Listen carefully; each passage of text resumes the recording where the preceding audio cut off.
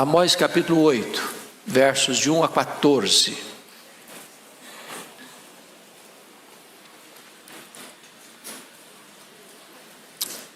Esse texto diz assim: O Senhor Deus me fez ver isto.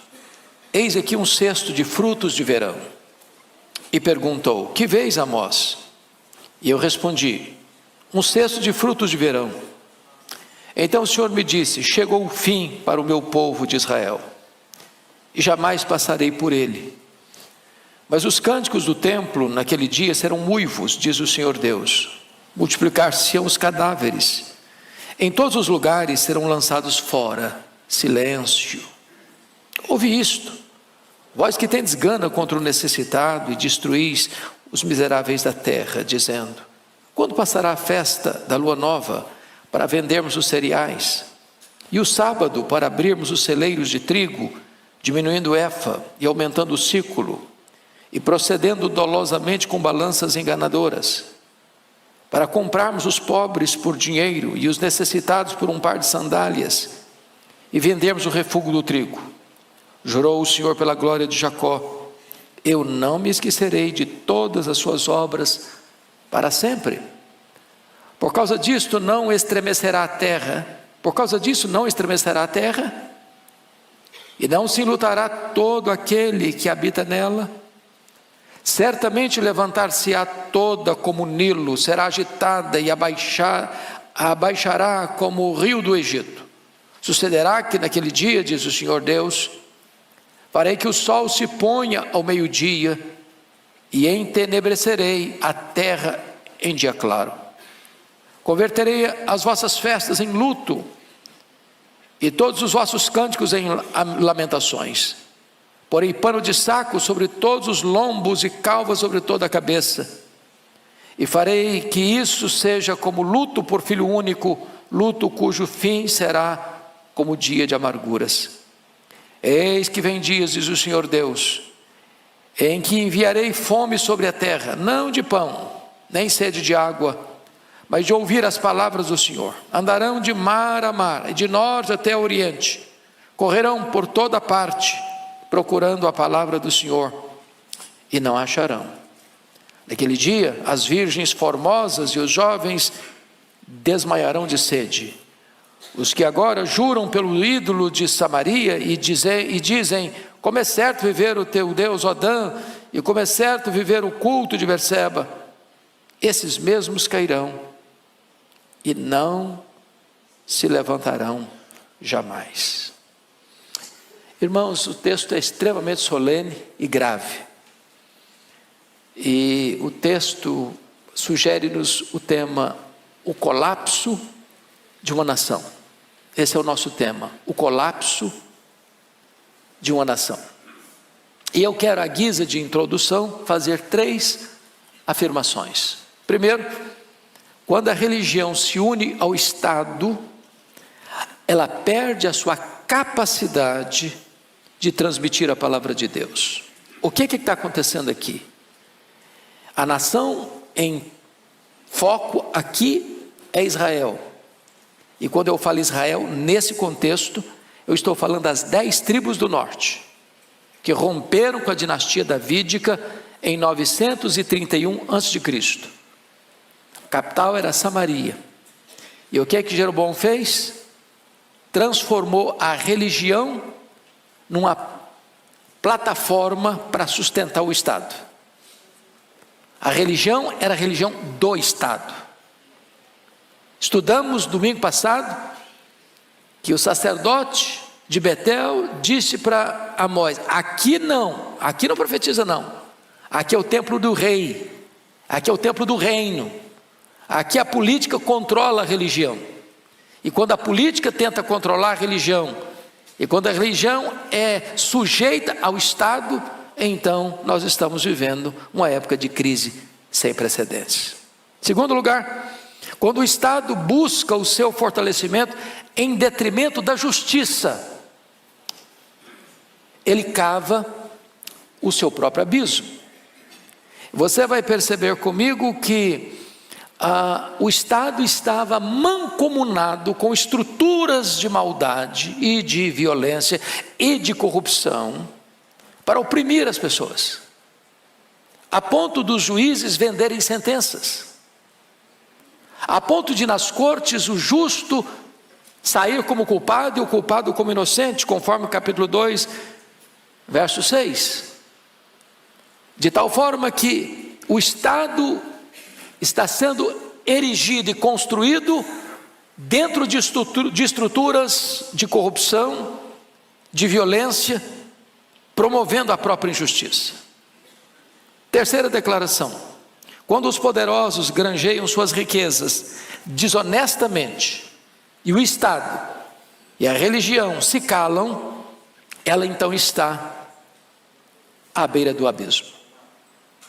O que estava acontecendo? A violência estava existindo, os fortes oprimindo os fracos, tirando a liberdade deles, as cortes favorecendo os poderosos, os sacerdotes totalmente calados e omissos diante da injustiça. E então, diante desse cenário, onde o Estado e a religião, além de estarem unidas, elas não combatem o mal, elas não denunciam injustiça, elas não confrontam o pecado, a nação está certamente à beira do abismo. Essa é a introdução, e agora vamos examinar o nosso texto. Primeiro ponto que eu quero destacar: é uma nação madura para o juízo. Versículos 1 a 3 trata disso. Nós já olhamos na aula passada as visões que Amós teve. A primeira visão dos gafanhotos, depois a visão do fogo, depois a visão do prumo. São visões que retratam o juízo de Deus sobre a nação. Agora, uma quarta visão nós vamos ver, é a visão dos cestos de frutos de verão, frutos maduros que são colhidos. E a ideia da visão é esta: Israel está maduro para o juízo. Chegou a hora de Deus acertar as contas com o seu povo. Esse é o ponto que vai ser aqui destacado, a iminência do juízo. Então, vamos a alguns aspectos aqui. Primeiro, Deus mostra uma descrição simbólica da iminência do juízo. Versículo 1, a igreja lendo comigo. Toda a igreja comigo. O Senhor Deus me fez ver isto. Eis aqui um cesto de frutos de verão. Então, o fruto de verão, ele está maduro, ele já foi colhido, ele já está no cesto. Não tem como mais esse fruto voltar à árvore, não tem como mais deixar esse fruto preso ao tronco. Esse fruto já foi arrancado e ele agora vai ser consumido.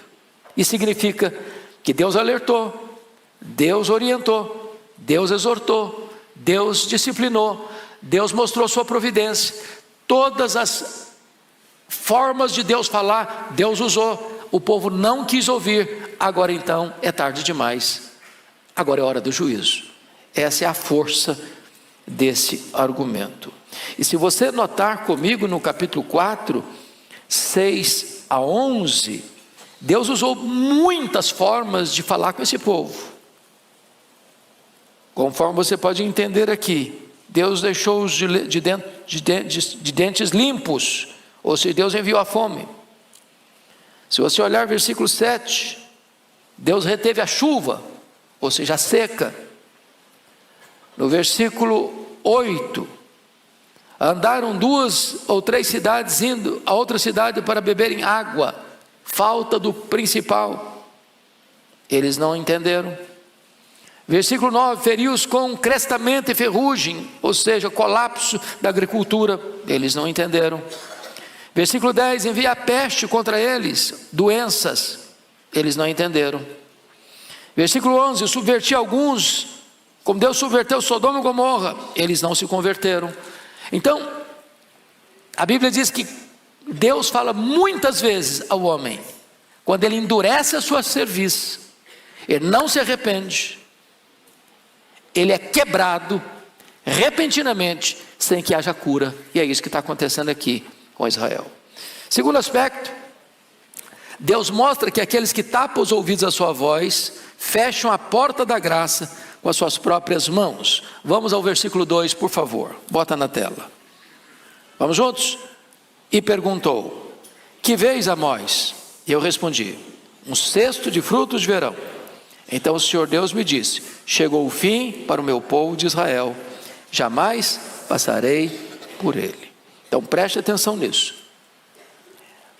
Deus estabelece um ponto em que essa fronteira não pode ser cruzada. Aqui o reino do norte cruzou essa fronteira. E Deus diz: agora não tem mais chance. Agora não tem mais esperança. Agora o juízo vai chegar. E o que era o juízo nesse caso aqui? O exílio. O poderoso império assírio vai tomar Samaria, vai invadir esse território, vai dominar esse território. E esses israelitas vão ser arrancados da sua cidade, da sua terra, da sua nação, e vão ser levados como escravos para Nínive, para o império assírio. O mesmo aconteceu no Reino do Sul, em virtude dos pecados de Manassés.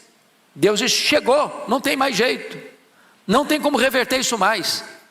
Mesmo quando Deus levantou um rei piedoso, Josias, e fez reformas extraordinárias, Deus disse: olha, a reforma foi importante, tudo bem, mas isso não vai suspender o meu juízo. Já está lavrado o juízo. E a nação de Judá, as 2 tribos do sul, também foram levadas pela Babilônia. Esse é o caso aqui. Chega uma hora que Deus diz: basta, chega, não tem mais oportunidade. Vocês cruzaram a fronteira do limite da paciência divina. Terceiro, Deus mostra que oportunidades perdidas podem jamais ser recuperadas. Versículo 2 ainda retrata Deus dizendo assim: chegou o fim para o meu povo, jamais passarei por ele. Ou seja, não tem nada mais perigoso para uma pessoa, para uma família, para uma nação, do que eu dizer: chega, agora eu não estou mais junto, agora eu vou entregar vocês à consequência dos pecados de vocês. E é isso que está acontecendo aqui com Israel. Deus diz: eu não vou mais passar, eu não vou estar mais presente. Agora preste atenção nisso aqui, preste atenção nisso aqui. Amós está profetizando essas verdades no governo de quem? Quem está governando Samaria nessa época? Jeroboão II. Quem é Jeroboão II? O rei mais importante dos 19 reis que governaram em Samaria. É o período de maior riqueza da nação, de prosperidade da nação, de paz nas fronteiras, de riqueza interna, embora adquirida com violência, com injustiça, com corrupção. Parecia que a palavra dele não fazia sentido. Falei: como? Nós estamos no auge da nossa realidade econômica, e você vem me dizer que chegou o fim? Pois é isso mesmo. A partir da morte de Jeroboão II, as 10 tribos do norte entraram assodadamente numa corrida rumo ao declínio, rumo ao desastre. Quarto, Deus mostra que seu castigo tem consequências trágicas. Que consequências? Versículo 3, põe na tela, por favor. Vamos juntos. Mas os cânticos do templo, naquele dia, serão uivos, diz o Senhor Deus. Multiplicar-se-ão os cadáveres em todos os lugares, serão lançados fora. Silêncio. Preste atenção aqui. Preste atenção aqui. O que é que ele está dizendo? Os cânticos do templo. Que templo é esse? É o templo de Jerusalém. Que templo é esse? É o templo de Betel. É o templo de Dan. É o templo de Berseba. É o templo de Gilgal. São templos rivais ao culto verdadeiro. Os cânticos lá eram cânticos diante de um bezerro de ouro, de um culto sincrético, de um culto que não era genuíno, verdadeiro, que agradava a Deus. Então existe uma alegria aqui que não é a alegria de Deus, Existe uma alegria aqui que é a alegria do culto falso. Ou vocês não acham que seitas, heresias, não celebram, não festejam? Sim, festejam, mas não é a alegria de Deus. Essa alegria vai se transformar em uivo. Segundo lugar, a pretensa segurança deles, vejam vocês, multiplicar-se-ão os cadáveres. O que ele está falando? Ele está falando que a Assíria vem. E eu não sei se vocês já leram sobre a Síria, mas era o império mais perverso. Eles entravam numa cidade e eles matavam os homens e empilhavam as cabeças na porta da cidade para dizer o seguinte: ninguém resiste à Síria e escapa. Então, quando a Síria cercou Samaria, foram 3 anos de cerco. As cidades eram muralhadas, Samaria está num monte. Então o que se fazia? Cercava a cidade, não entrava provisão, não entrava comida, não entrava o que o povo precisava, o povo ia perdendo a capacidade de sobreviver, as pessoas iam adoecendo, as pessoas iam morrendo de fome, as pessoas iam morrendo de doença, e o povo então, quando não tinha mais qualquer capacidade de resistência, o inimigo entrava, destruía a cidade, matava o povo à espada. E o texto é tão grave, que diz que os corpos não serão nem sepultados. Para o povo israelita não tem nada mais infame do que deixar uma pessoa insepulta. É por isso que lá nessas 10 tribos, quando fala de Jezabel, que era a rainha tão violenta e tão truculenta e tão perseguidora dos profetas de Deus, Deus diz: essa mulher não vai nem ser sepultada, os cães vão ser a sua sepultura. E mais, nessa hora vai ser de tanta dor e de tanta angústia, que não adianta fazer discurso de consolação, e a palavra é silêncio. Silêncio, não adianta falar, nada vai trazer refrigério e consolo para esse povo. Então, vejam vocês que esse é o primeiro ponto que nós queremos destacar: uma nação madura para o juízo. Vamos ao segundo ponto agora: uma nação corrompida em seus valores morais. A nação corrompida em seus valores morais é a causa da chegada do juízo. O que o homem semear, isso ele ceifará. Então tem causa e tem consequência. Vimos aqui a consequência, agora vamos ver a causa desse juízo. Em primeiro lugar, veja comigo, versículo 4, a opressão ao pobre significa amar mais a injustiça do que a misericórdia. Leia o 4, toda a igreja comigo. Ouvi isto, vós que tendes gana contra o necessitado, e destruís os miseráveis da terra. Agora preste atenção nas 2 palavras dele: gana. Gana, o que é gana? É uma vontade voraz, é alguém que parte para cima do outro com fúria, com determinação de arruinar com a vida dele. E ele usa outra palavra pesada: destruís os miseráveis. Gente miserável, pobre, necessitada, se trata com o quê? Com misericórdia, com socorro, com ajuda. Eles não, eles queriam destruir. Então, o que está acontecendo aqui? Esses crimes horrendos estão sendo praticados. Que crime? Gana contra o necessitado, os miseráveis destruídos. Mas quem é que não vai fazer nada? O rei não faz nada. As cortes, os juízes, em vez de não só não fazer nada, eles fazem parte do processo de destruição, porque eles vendem sentenças, eles compram os justos por dinheiro, conforme o capítulo 2, versículo 6, está escrito aqui: porque os juízes vendem o justo por dinheiro e condenam o necessitado por causa de um par de sandálias. Ou seja, acaba que condenar o justo virou uma coisa barata, eles vendem o justo por qualquer preço, e em virtude disso, o rei não faz nada, os juízes não só não fazem nada, mas aumentam o problema, e os sacerdotes, que deveriam ser a consciência do Estado. A igreja é a consciência do Estado. A igreja não pode ser unida ao Estado, mancomunada com o Estado, aliançada com o Estado, porque ela tem que ter liberdade, independência para exercer voz profética. Os sacerdotes também não falam nada, não erguem a voz, não denunciam o pecado. Então, a opressão do pobre significa amar mais a injustiça do que a misericórdia. Segundo ponto, o desprezo pelo culto divino, ou seja, amar mais o lucro do que a Deus. Põe na tela o versículo 5, por favor. Desprezo pelo culto divino. Vamos ler todos o versículo 5.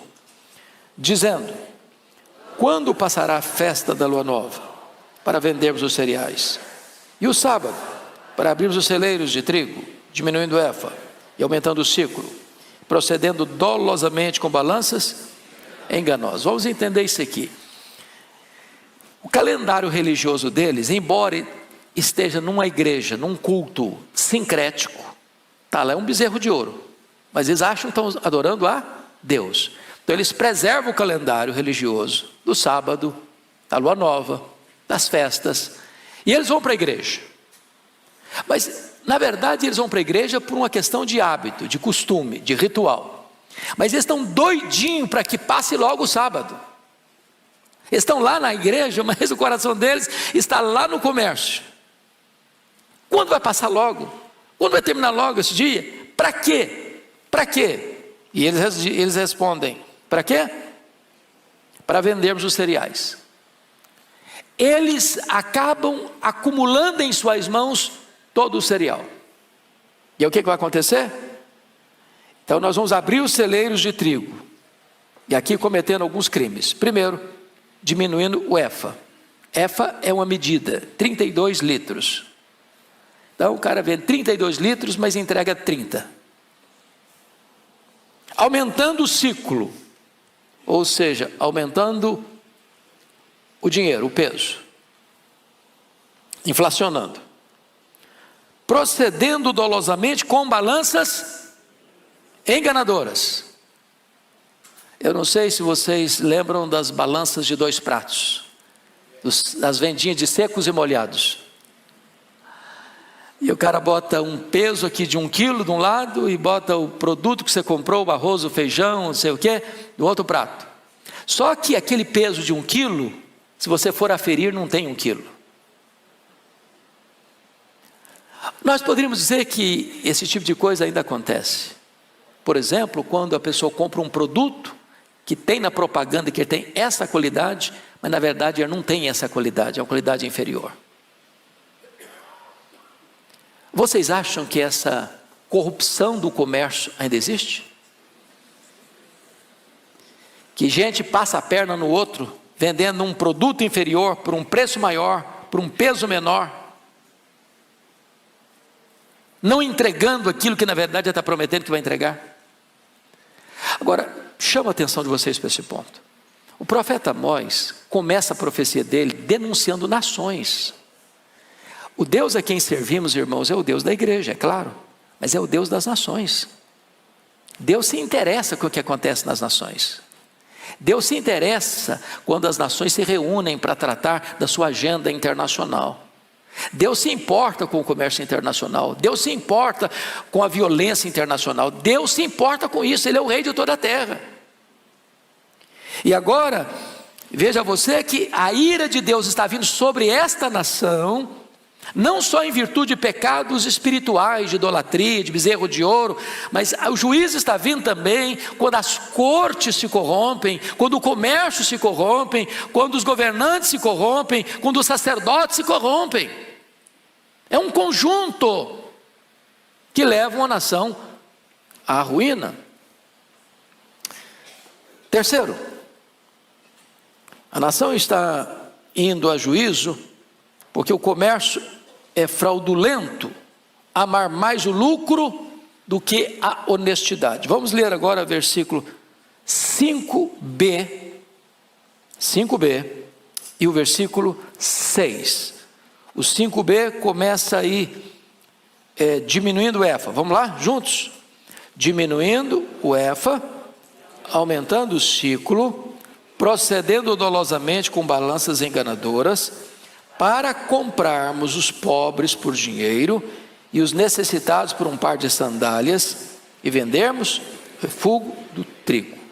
Então preste atenção, por que esses instrumentos de medição do produto são adulterados para dar prejuízo. Qual o propósito deles? Comprar o pobre por dinheiro. E mais, os necessitados por um par de sandália. Para quê? Para vendermos o quê?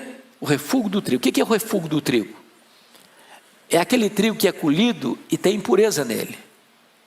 Ele não é de boa qualidade. Eu poderia comparar isso hoje com a questão do café. No Brasil, um país produtor de café. Meu estado, do Espírito Santo, é o maior produtor de café Conilon do Brasil. E a minha família mexe com café. E eu vejo lá como é que a coisa é processada. Então você tem lá a máquina de pilar. E tem 3 bicas, café pilado. Você tem um café que é o grão bonito, perfeito, sem nenhum problema, bonito. Na segunda bica vem um café que está meio queimado, tem um pouquinho de broca. Na terceira bica vem um café todo quebradiço, que se chama de escolha. E lá atrás, para fora da máquina, a escolha, que é a palha. As pessoas, às vezes, que compram o café, misturam o café bom com o café mais ou menos, com o café ruim, e alguns introduzem até palha, e torra tudo isso, e você consome tudo isso, pensando que está consumindo um produto de boa qualidade. Isso é corrupção, isso é violência. Isso é comércio que ofende a justiça de Deus. E Deus está olhando tudo isso, lá no passado e aqui no presente. Então, veja que eles cometeram, então, 3 crimes no comércio. Primeiro, na qualidade inferior do produto. Segundo, na elevação do preço. Terceiro, na quantidade menor do produto que entregam. E Deus está lá do céu olhando isso. Diz, eu não aceito isso. Eu não aceito isso. Quarto lugar, tratar as pessoas como coisas. Amar mais a si mesmo que o próximo. Versículo 6, nós podíamos repetir a leitura. Vamos lá, todos nós. Para comprarmos os pobres por dinheiro e os necessitados por um par de sandálias e vendermos o refúgio do trigo. Meus irmãos, é muito forte isso aqui, porque se você olhar em qualquer sociedade, como era lá em Israel, aqui no Brasil, do ponto de vista de quantidade de gente, os pobres são maioria aqui no Brasil, concordam comigo? Em torno aí de 60% pelo menos da população. Então, qualquer forma, o que significa o pobre? Ele tem o quê? Menos recurso nas mãos, menos dinheiro para comprar. Em vez de aqueles que detêm o poder facilitarem para que o pobre melhore a sua condição de vida, para que ele compre mais, compre melhor, não. Já que a maioria da população, eu tiro um pouco de cada um para me enriquecer. E o que acontece? Acontece que o pobre fica cada vez mais pobre e os ricos ficam cada vez mais ricos. A riqueza vai se acumulando nas mãos de poucos, com não só a concordância, mas com a facilitação de quem? Dos juízes, das cortes, que foram comprados para venderem sentenças contra o justo. Não a favor do justo, mas contra o justo. Eu sei que essas coisas só aconteciam lá em Israel, 700 anos antes de Cristo, não acontece mais hoje aqui no Brasil, nem mundo afora. Quando eu leio Amós, a sensação que eu tenho é que eu estou lendo o jornal do dia, periódico da semana. Amós está nas ruas. Oxalá que os nossos líderes dos poderes constituídos pudessem ler Amós, entender Amós. Oxalá que todos nós pudéssemos entender que o Deus de Amós é o nosso Deus, e Ele não tolera injustiça, em qualquer setor da vida,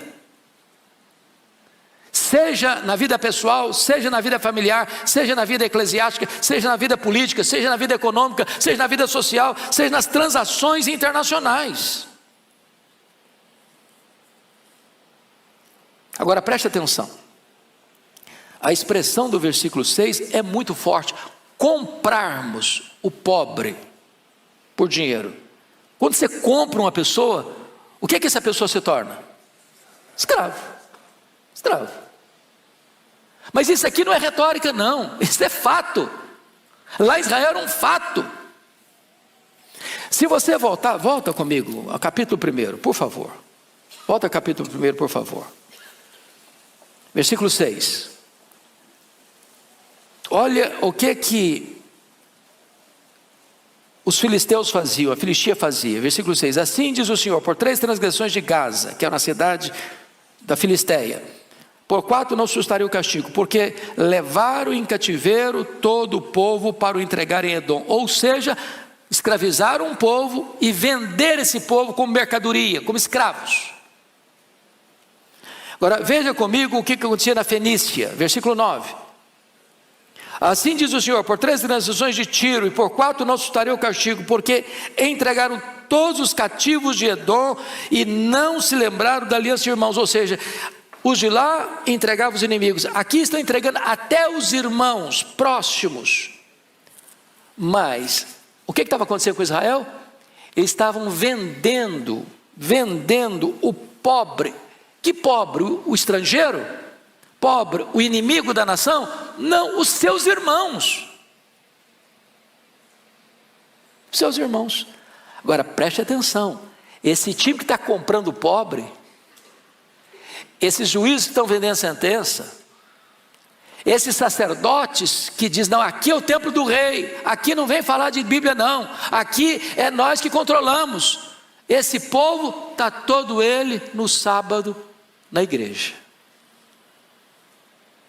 Estão percebendo isso? O perigo das pessoas juntarem uma vida completamente corrompida com religião e achar que está tudo bem. Esse é o problema aqui. Muito bem, vamos ao terceiro ponto da nossa mensagem. Uma nação sob a condenação do próprio Deus. Primeiramente, o juramento selado anunciando o fim do perdão. Versículo 7. Põe na tela para nós. 8:7. Toda a igreja. Jurou o Senhor pela glória de Jacó: eu não me esquecerei de todas as suas obras para sempre. Meus irmãos, quando Deus jura, Ele está empenhando a sua palavra, que não pode falhar. O que Ele falou vai o quê? Acontecer. Dê uma olhadinha no capítulo 4, verso 2 comigo. Jurou o Senhor Deus pela sua santidade, que dias estão para vir sobre vós, em que vos levarão como anzóis e os vossos restantes como fisga de pesca. Olha o 6:8 comigo. Jurou o Senhor Deus por si mesmo, o Senhor Deus dos exércitos, disse: abomino a soberba de Jacó, odeio os seus castelos e abandonarei a cidade e tudo que nela há. Agora veja o 8:7 que nós acabamos de ler. Jurou o Senhor pela glória de Jacó: eu não me esquecerei de todas as suas obras. Ou seja, Deus está olhando, Deus está vendo. Nem sempre Deus pune o pecado na hora que ele é cometido, mas Deus não deixa de olhar. E chega uma hora que ele disse: eu juro que o juízo vai chegar. E chega. Segundo, a hediondez do castigo descrito, versículo 8, põe na tela, por favor. Vamos juntos. Por causa disto, não estremecerá a terra, e não se enlutará todo aquele que habita nela. certamente levantar-se-á toda como o Nilo, será agitada e abaixará como o rio Nilo. Então ele está usando duas figuras aí de linguagem. Quais são as duas figuras que ele usa para ilustrar o juízo de Deus à nação? Primeiro, terremoto. Estremecerá a terra, abalo sísmico, as placas tectônicas se movem, tudo que era sólido começa a se mexer, se abalar. Segunda figura que ele usa, a figura da inundação, da enchente. Não é isso que ele está dizendo? Certamente levantar-se-á toda como o Nilo. Naquela época, irmãos, já o Nilo, vocês sabem disso, é o rio mais longo do mundo. Não é o maior, mas é o mais longo. Então, quando se falava em rio grande na época, o que se conhecia era o Nilo. A inundação do Nilo era uma coisa temida. E aí ele está dizendo o seguinte: olha, assim como um terremoto abala, assim como a inundação traz tantos problemas, assim vai ser o juízo sobre a nação de Israel. Terceiro, a rapidez com que esse castigo vai chegar. Põe na tela o versículo 9, por gentileza. Vamos juntos?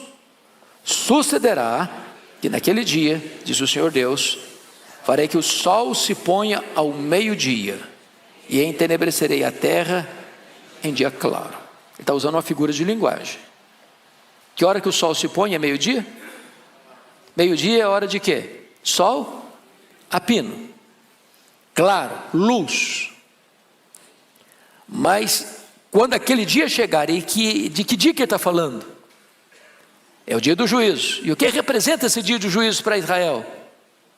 O cerco da Síria e a tomada de Samaria.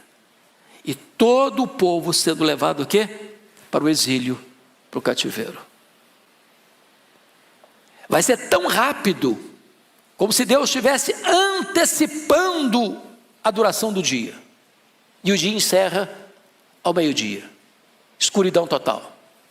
É a rapidez com que esse juízo virá inescapavelmente, sem possibilitar rota de fuga. Porque meio-dia está escuro. Quarto lugar, as consequências inevitáveis do castigo divino, versículo 10, ponha na tela. As consequências inevitáveis, toda a igreja comigo. Converterei as vossas festas em luto, e todos os vossos cânticos em lamentações. Porei pano de saco sobre todos os lombos, e calvas sobre toda a cabeça. E farei que isso seja como luto por filho único, luto cujo fim será como dia de amargura. Então chama atenção para algumas coisas. Primeiro, Deus é o agente deste castigo. Eu converterei.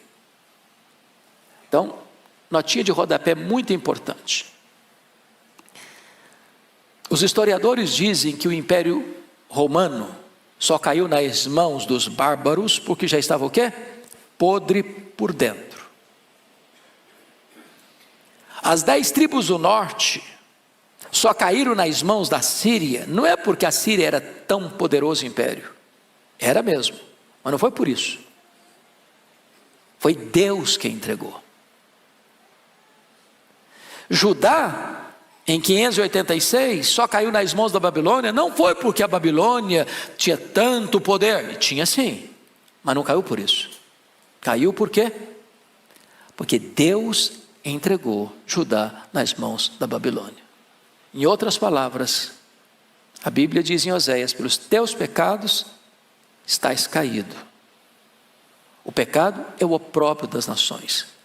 Nenhuma nação permanece de pé se ela se corrompe internamente. Vou repetir isso. Nenhuma nação permanece de pé se ela se corrompe internamente. Isso é um alerta para o Brasil. Isso é um alerta para o mundo. E é claro que isso não se aplica apenas a nações, isso se aplica a mim, a você, a nós.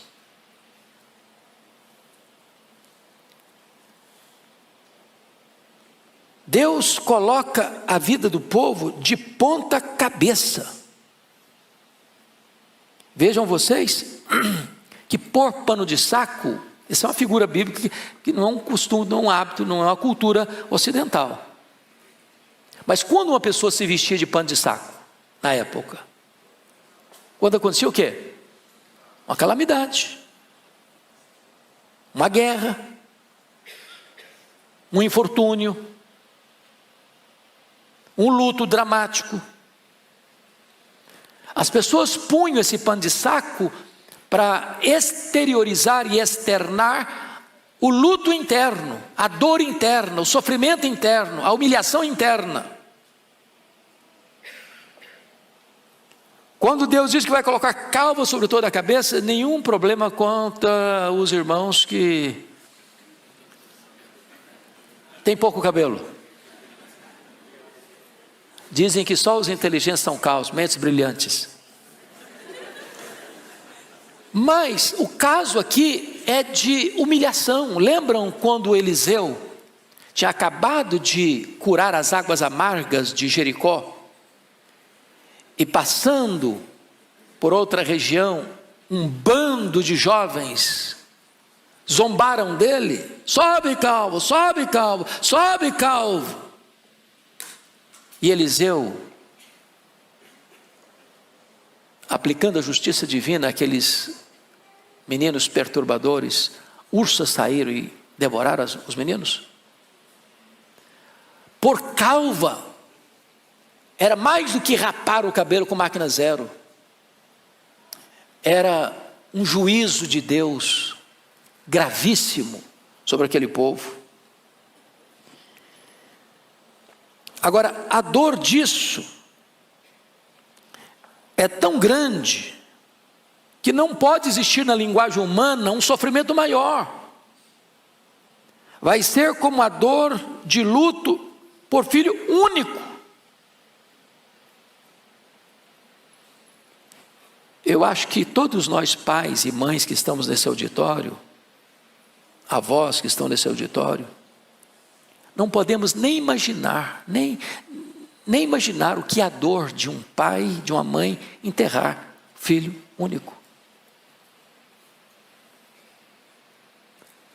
O Senhor Deus está dizendo que esse momento vai ser tão doloroso, que vai ser a mesma coisa, com o mesmo sentimento, com a mesma dor, com o mesmo sofrimento de um pai e de uma mãe que estão enterrando o seu único filho. E ainda mais, uma dor que não vai ter consolo, luto cujo fim será dia de amarguras, ou seja, não espere melhorar essa dor, não espere que o tempo possa curar ou cicatrizar algumas dessas feridas. A situação é irremediável.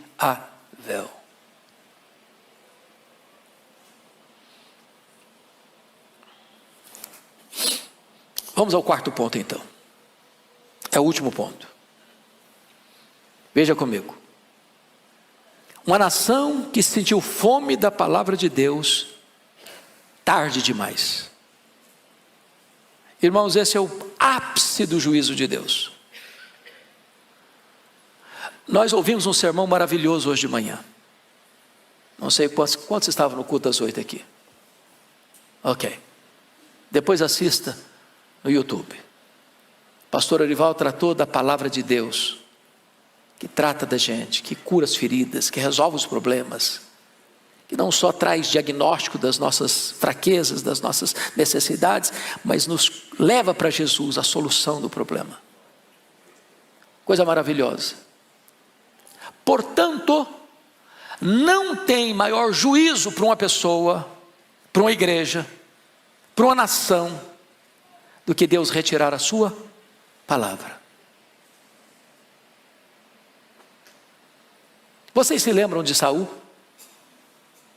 Saul permanentemente rejeitou ouvir Deus falar com ele. Chegou a hora que Deus disse para Saul: basta, Saul, agora não falo mais com você. Samuel não falava mais com ele, os profetas não falavam mais com ele, Urim e Tumim não conseguia mais acessar. Deus ficou em silêncio. E ele desesperado. Para onde ele vai? Para um terreiro, para um centro espírita, para conversar com a médium, para consultar os mortos. Mas tem esperança aí? Não, ele saiu mais desesperado ainda. Deus não falou com ele. Qual o resultado dele? Suicídio. Enfia a espada na própria barriga. Se autodestrói. O que vai acontecer agora, irmãos, no juízo a essa nação? Eles vão acordar tarde demais para buscar a palavra de Deus, mas não vão encontrá-la. Então vamos olhar isso. Aquele que não quer quando pode, quando quiser não poderá. E aqui temos um primeiro ponto. Devemos buscar o Senhor enquanto Ele está perto. Versos 11 e 12, vamos ler juntos, todos os 2 versículos. Vamos lá? Eis que vem dias, diz o Senhor Deus, em que enviarei fome sobre a terra, não de pão, nem de água, mas de ouvir as palavras do Senhor. Andarão de mar a mar, e do norte até o oriente, correrão por toda parte, procurando a palavra do Senhor, e não a acharão. Preste muita atenção nisso aqui. Agora, eles estão perto, mas eles não querem ouvir. Amós está profetizando, conforme o capítulo 7, que nós lemos, versículo 12 e 13. Então Amazias disse a Amós: vai-te, ó vidente, foge para a terra de Judá, ali come o teu pão e ali profetiza, mas em Betel daqui por diante já não profetizarás, porque é o santuário do rei e o templo do reino. Aqui não vem falar de pecado, estamos muito bem, sem ficar com esse negócio de denunciar pecado, queremos continuar a nossa vida do jeito que ela está, aqui não. A hora que eles querem procurar a palavra já foi embora, não tem mais chance. Segundo, o desprezo da palavra de Deus leva a profunda insatisfação, até com as coisas mais vitais da vida. Estão com fome, não é de pão que compra na padaria. É isso que está aqui. Enviarei fome sobre a terra, não de pão, nem sede de água. Agora, pão e água, irmãos, são os alimentos básicos, a necessidade básica. Aquilo que você e eu precisamos para quê? Para sobreviver. Chega uma hora em que ouvir a palavra de Deus era mais importante do que sobreviver.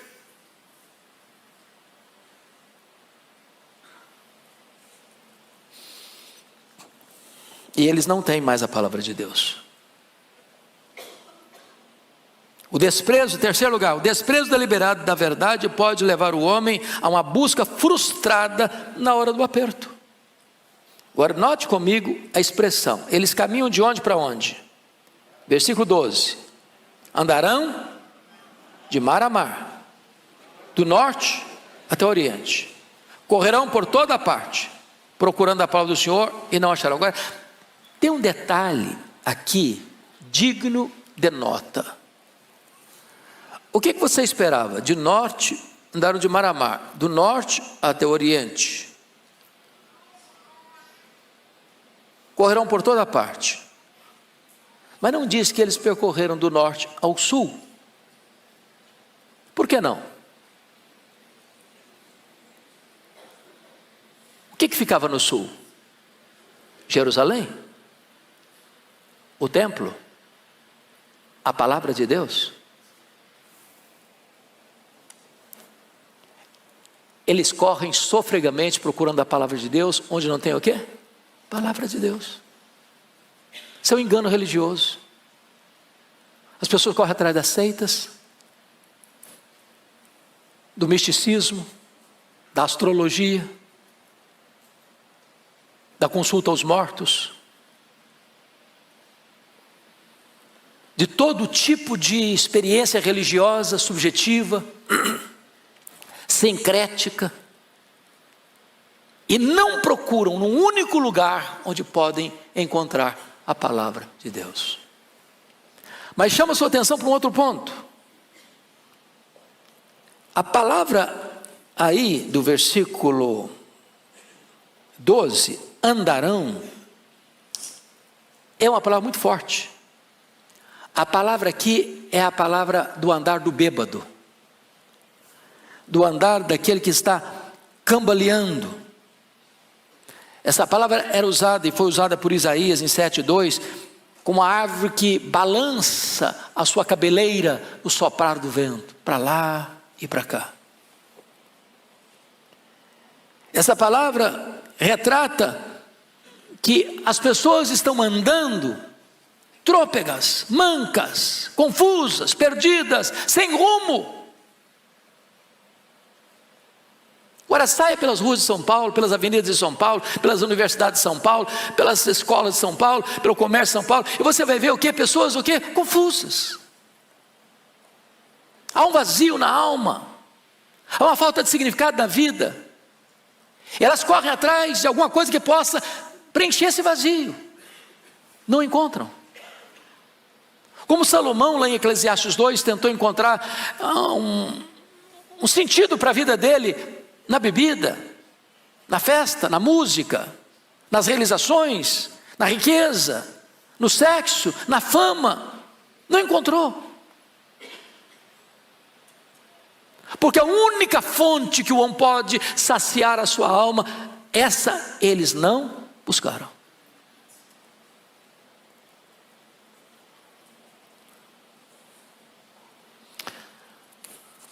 Muito bem. Quarto e penúltimo lugar. O desprezo da palavra de Deus leva à sucumbência até mesmo dos mais fortes. Veja o versículo 13 comigo. Toda a igreja comigo. Naquele dia, as virgens formosas e os jovens desmaiarão de sede. Bom, então você tem aqui duas coisas. Você tem o belo, você tem o forte. Não apenas virgens, são virgens o quê?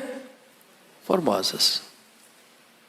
Jovem na Bíblia é sinônimo de força física, de vigor físico. Naquele dia não vai adiantar nada. A espada da Síria não vai poupar nem as virgens bonitas, nem os jovens musculosos. Nem beleza, nem força poderá resistir à invasão daquele truculento império. Finalmente, quinto e último lugar. O desprezo da palavra e o envolvimento com a religião supersticiosa produzem uma situação cada vez mais deplorável. Versículo 14, vamos ler juntos. Os que agora juram pelo ídolo de Samaria e dizem: como é certo viver o teu Deus, ó Dan, e como é certo viver o culto de Berseba, esses mesmos que irão, não se levantarão jamais. Olha o que está acontecendo aqui. As pessoas procuram a palavra de Deus onde não tem palavra de Deus. Correm de mar a mar, do norte ao leste, cambaleando. Nada. Para onde elas se voltam? No desespero delas? Para os mesmos cultos sincréticos, idólatras, que viveram desde o começo da nação com Jeroboão I em 931. Essa nação está há quase 200 anos no mesmo caminho de rebeldia, desobediência, de idolatria, de apostasia religiosa. Para onde se voltam? Para os seus ídolos. Quem é o ídolo de Samaria aqui? Samaria é a capital. Qual que era o ídolo deles? Bezerro de ouro.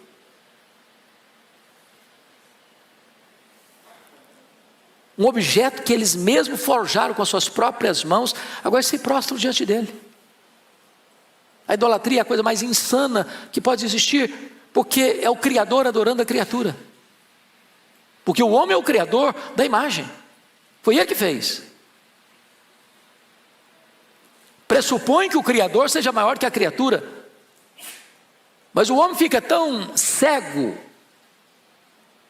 pela idolatria, que ele adora o que ele mesmo fez, como se aquilo que ele fez pudesse ser maior que ele e pudesse socorrê-lo. Mas eles vão não só em Samaria, eles vão para Dan, fica lá em cima, e adoram o bezerro de ouro. E eles vão para Berseba e adoram o bezerro de ouro, achando que podem escapar. Qual o resultado final?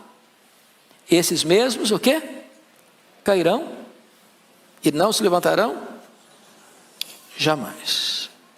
Ou seja, o juízo é inevitável, irremediável, irreversível.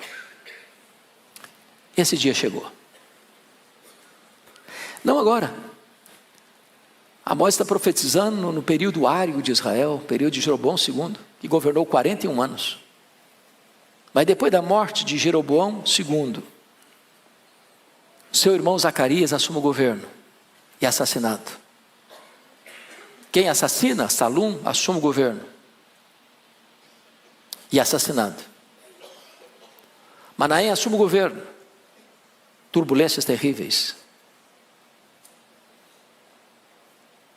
Pecaías assume o governo e é assassinado. Substituído por Peca, é assassinado. E então vem o último rei, Oséias. A cidade de Samaria cercada. 3 anos. A ponto das pessoas comerem carne humana para sobreviverem. E quando já não tinha mais nenhuma resistência, o Império Assírio entrou em Samaria, destruiu a cidade e levou o povo cativo. Os restantes que ficaram, estrategicamente, Sargão II trouxe outros povos para que eles pudessem se misturar, uma miscigenação de raça que redundou num sincretismo religioso. E então formou-se a partir daí o quê? O povo samaritano, que durante 700 anos tornou-se inimigo, figadal do povo de Israel. Problema só resolvido quando Jesus veio, quando o Espírito Santo foi derramado, quando o muro da separação acabou com a pessoa de Cristo. Então vamos concluir dizendo o seguinte, irmãos. Estudar a Bíblia não é apenas pegar as lentes do retrovisor e olhar para trás. Estudar a Bíblia é fazer um diagnóstico da nossa própria vida, conforme ouvimos no Sermão das 8. Estudar a Bíblia é olhar para fora dos muros da igreja, do eclesiástico, para a vida secular, para o comércio, para os gabinetes, do legislativo e do judiciário e do executivo, para as cortes do judiciário. Estudar a Bíblia é olhar para as transações internacionais e saber que Deus está no trono, que Ele tudo vê, que Ele tudo sabe, que Ele a todo sonda e que Ele não suporta a prática da injustiça. Mais hoje ou mais amanhã, aqueles que querem continuar nessa prática terão que encarar o juiz de vivos e de mortos e prestar conta da sua própria vida. Que isso nos leve, primeiramente, a um senso de gratidão, porque o seu Deus é justo. Eu não sei quanto a você, mas de vez em quando o coração fica desesperado no peito, de ver tudo que está acontecendo. E aí você lá por dentro diz, calma, Deus está no trono, Ele está vendo, e Ele é justo. Mas isso também deve nos levar a olhar para dentro de nós mesmos e dizer, Deus tem misericórdia de mim. tem misericórdia de mim. Não me permita, ó Deus, entrar por esta mesma trilha escorregadia. Agarre-se na palavra, agarre-se em Jesus, e nós caminharemos debaixo do sangue do Cordeiro, com segurança para aquele grande dia, porque os nossos pecados já foram perdoados, e nós já fomos declarados justos diante do justo tribunal de Deus, por causa da justiça do justo, Cristo Jesus, imputada a nós. Deus os abençoe.